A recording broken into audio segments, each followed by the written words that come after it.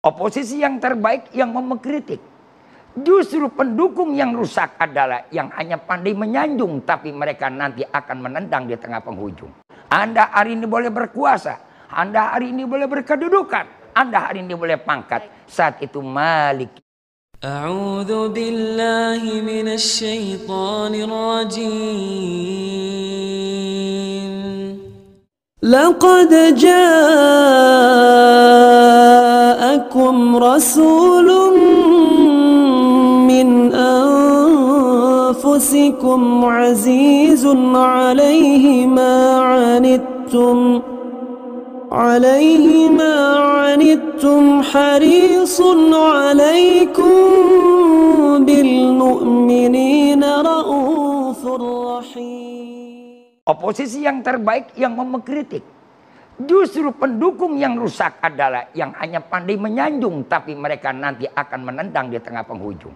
Anda hari ini boleh berkuasa, Anda hari ini boleh berkedudukan, Anda hari ini boleh pangkat. Saat itu Malik Yaumiddin. Tidak ada raja kecuali Allah yang jadi maha segala raja. Antara penegak hukum dan orang yang ngerti hukum.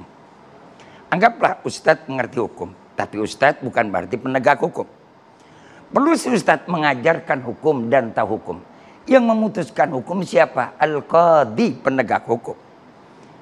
Kadang kan fanatisme timbul di tengah masyarakat. Kepada kita saat sekarang ini, ketika kegalauan, kekeringan yang terjadi di tengah-tengah umat, karena tadi moralitas penegak hukum Ibu Irma bilang yang perlu dibenahi, maka jelas orang lebih percaya kepada gurunya ketimbang kepada penegak hukumnya. Sehingga anggapan ini merupakan satu dogma keputusan. Dari siapa? Dari publiknya. Jadi siapa yang harus kita benahi? Sekarang dua-duanya kita harus imbangi. Pertama, para pengajar, para ustadz, para tokoh masyarakat, dia harus memberikan pelajaran hukum kepada umat. Tapi bukan menghukum. Yang menentukan hukuman itu adalah penegak hukum.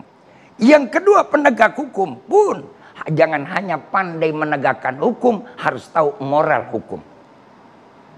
Moral hukum berangkat dari mana? Dari moral manusia, kemanusiaan yang adil dan beradab.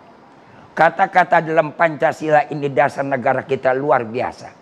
Jangan bicara bangsa kita akan menjadi mulia kalau tanpa ada keadilan. Dan adil ini adalah sumber daripada peradaban. Maka peradaban bangsa kita akan mundur ke belakang ketika moral penegak hukum inilah yang menghancurkan daripada peradaban bangsa. Terjadi kericuhan kemarin. Saya tahu, saya sadar, saya prihatin, saya sedih.